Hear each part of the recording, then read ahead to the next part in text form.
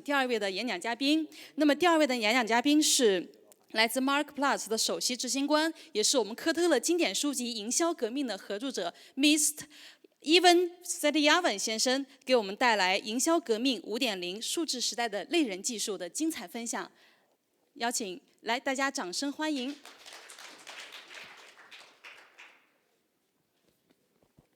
Very good morning, everyone. I'm Iwan Setiawan. Very happy to be here in this distinguished forum. I came from Mark Plus, and we are a company based in Indonesia that discusses a lot about AI implementation in marketing. We are also the co-authors of Marketing 5.0, Technology for Humanity, which is a book published in 2021. Together with Philip Kotler and also Pak Hermawan Kartajaya, who will be speaking right after this. So this is a brief overview of what the book talks about. So the book is part of a series of books that we call X.0. I started in 2010 with Marketing 3.0, and then we follow it up with Marketing 4.0 in 2017. 2021, we published Marketing 5.0, which became the best business book based on SoundView. And then later this year, at the end of the year, we'll publish the sequel of Marketing 5.0, which is 6.0, The Future is Immersive.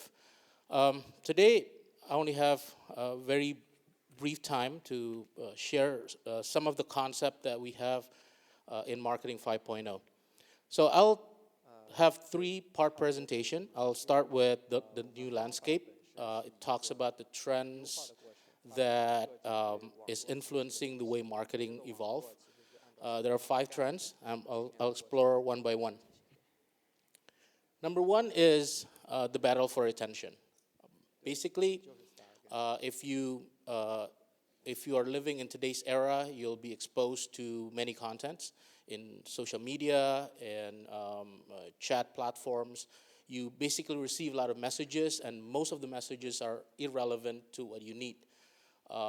Whereas, contrastingly, you only have a very short attention span, which makes it very difficult for you to understand those messages. So marketing in the future will very much need to be very personalized in order for the messages to be very relevant to what you need. If you are using general messages, generic messages, it will most likely be ignored. So this is the key battles in marketing.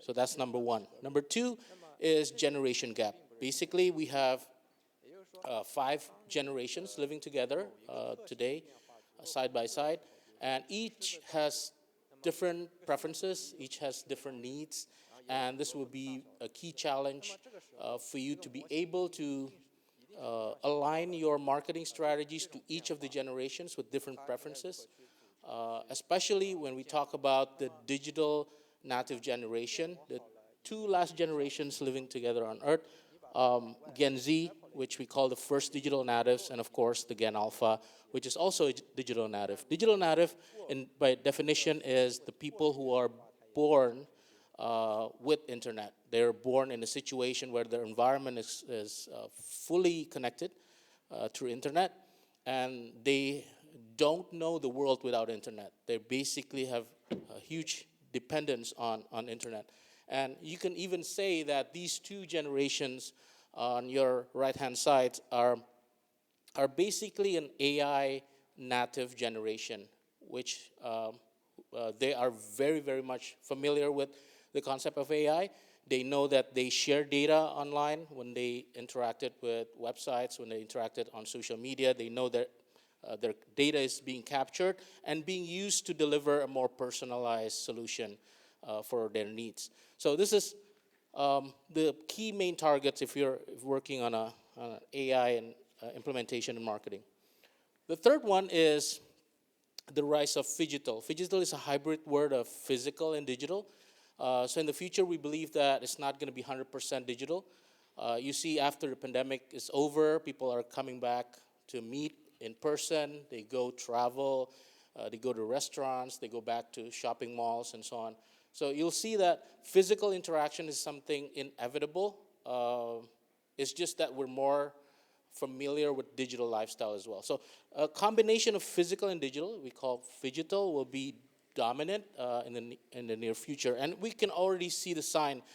There are so many industries where web rooming is basically an online discovery with physical transactions. And showrooming, which is the opposite, is very dominant. It comprises 2/3 of total transactions globally.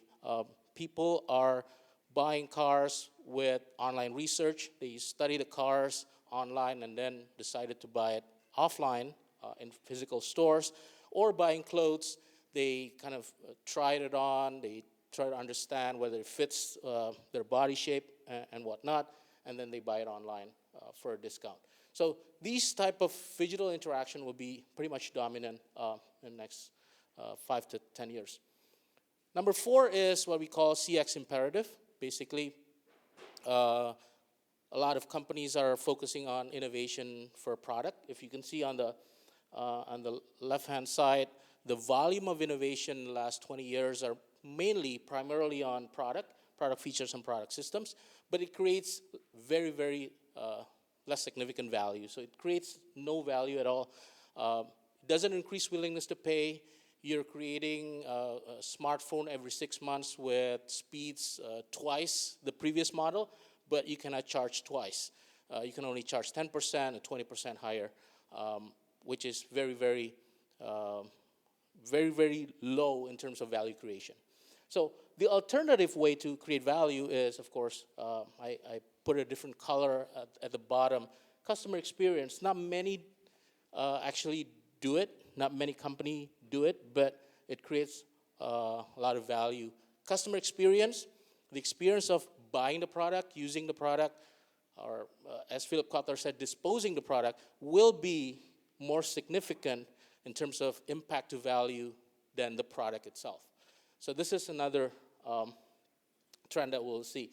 Lastly, polarizing market. You see that most successful brands are polarizing. They're not trying to satisfy everyone. If you see Starbucks and McDonald's, the number of people who love them and the number of people who hate them are pretty much the same. It's basically equal. That's why we call it polarizing.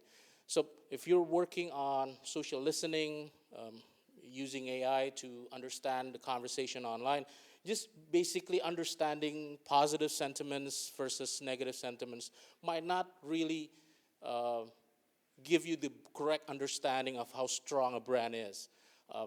You need someone who is, you need a person, a human that could probably interpret those data better.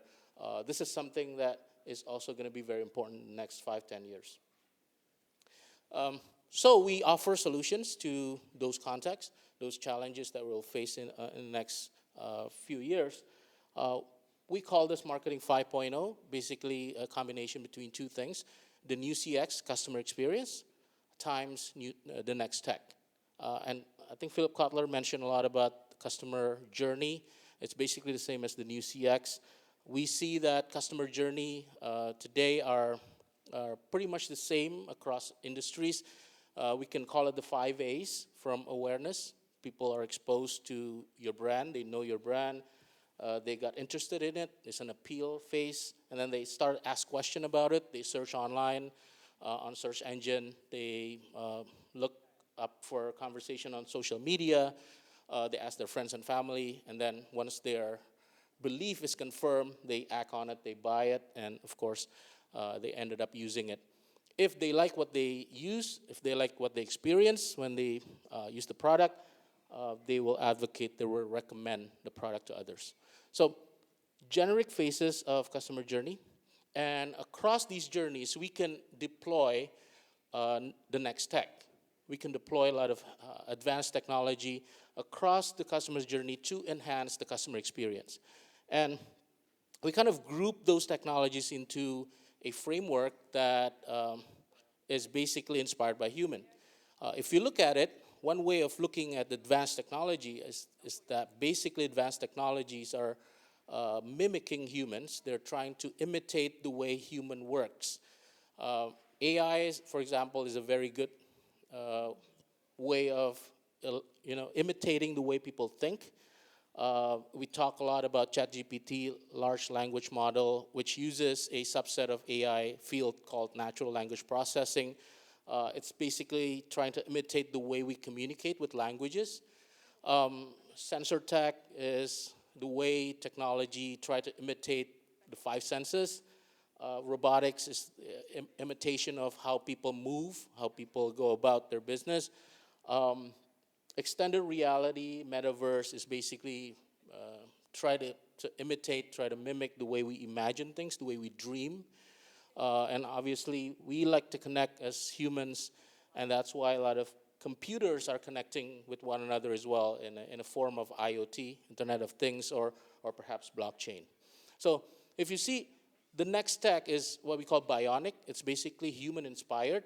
A lot of these advanced technologies are not really scary. They're basically just a copycat of the way human works. So I always tell people that you don't need to be intimidated by technology. You don't need to be intimidated by AI, because they're basically a carbon copy of what we do as a human being. All of these technologies on the right-hand side is basically an imitation of the way human works. And today, none of these advanced technologies on the right are perfect enough to imitate the beauty of human, the way human works. So this is the technologies you can use to enhance customer experience. So again, the next tech used in the customer experience. Finally, the last part I'll discuss about the new mindsets. Basically, the summary of the things you can do to use those advanced technologies in the field of customer experience. So 5 things, and these are 5 building blocks of Marketing 5.0. Number 1, marketing will be most likely be data-driven, because we have so many data that we collect with interaction online and offline. And marketing, if you are using generic messages, non-personalized messages, you will not get their attention. So you need to get a personalized marketing platform prepared in your company. And to do that, you need, first of all, the data. And then, and lots of examples, just the basic example on how Target, this is a retailer in the US, a big box retailer in the US, who are using machine learning, using AI to basically predict segments. They predict pregnancy, they predict different segments to be able to actually target them with the right offering, with the right products. Secondly, the data is most likely going to be used to predict things. It will be very predictive. So you'll be anticipating demand, future demands, before you actually do the campaign. So marketing with AI is most likely going to be very predictive. An example of this is how PepsiCo, this is again a US company that successfully uses social data. So they analyze millions of social media data to predict conversations and trends on flavors.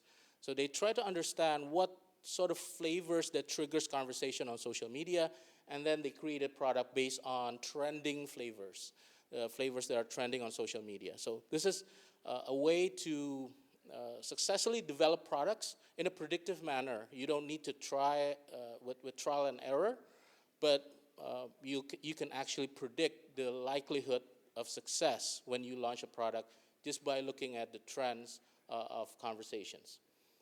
Number 3, marketing will be more contextual. It will be very, very personalized and really targeted to certain situation or certain moments.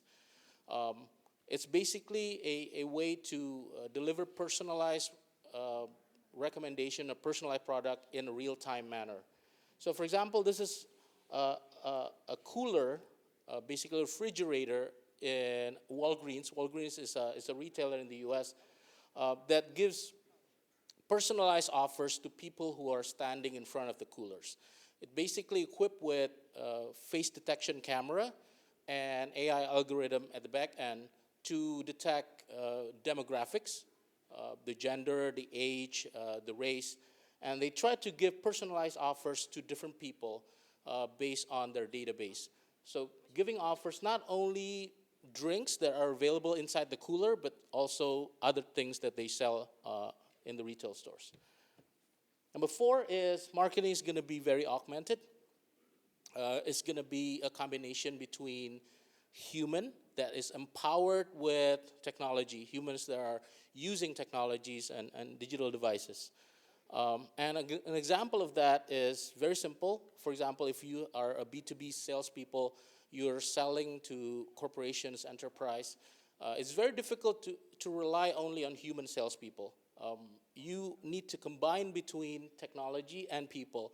You need to combine between, for example, chatbots to respond to generic questions, to respond to very basic inquiries.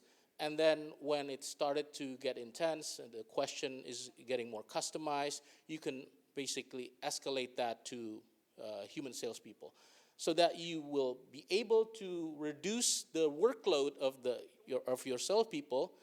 You put some of that workload to chatbots, for example, and then your people can be more productive in doing what they do best, which is converting into sales. So they're not going to waste time answering basic questions. They are focusing mainly on converting it into sales. Lastly, I think this is my final slide. Marketing is going to be very agile to develop and implement all of those things that we talk about, data-driven marketing, predictive, contextual. It has to be very agile. You need to execute everything at pace and at scale. That you need to have an organization that is equipped with agile mindset. And agile methods are very, very famous in startups or tech companies. But I would like to show a very different example. Even fashion companies, fast fashion companies are using agile methods. They use different principles of agile that is common in tech companies, but they also use it in different sectors. So for example, for Zara, if you see their stores, their stocks or inventories are replenished every 2 weeks with very different models of clothing. And the way it works is that they have a command center which analyzes trends and conversation on social media, on fashion shows, all the clothing trends all over the world, headquartered in Spain. The command center analyze all these data, and then they give it simultaneously to 3 parties: the factories to set up the manufacturing, the procurement to buy all the necessary pieces to build that clothing line, and of course the designer to design the clothing. And then in parallel, in 1 week, they all finish their work so that they can produce, they can manufacture the design, and then with very quick supply chain, send it out to their stores. All of this in 2 weeks, from analyzing the data, the trends, into being available in retail stores.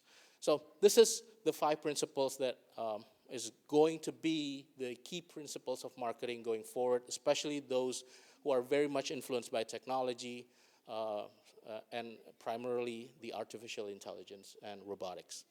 I think that's all from me. Thank you very much.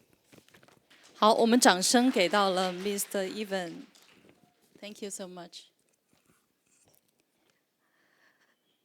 伊万先生的分享非常之精彩啊，给我们带来了营销革命5.0时代、数字时代的类人技术的精彩分享。其实《营销革命》这本书我阅读了很多遍，它是从1.0到5.0。那么在明年呢，我们预计也会出我们的6.0，那么敬请期待。也欢迎大家可以去购买哈我们这个《营销革命5.0》这本书，再次深度的阅读刚刚我们伊万先生讲到的关于5.0时代什么叫类人技术，如何在营销的工作当中去使用、去应用这种类人技术，能够更好的帮助我们去支持到我们的新顾客的一种体验、社交与服务等等。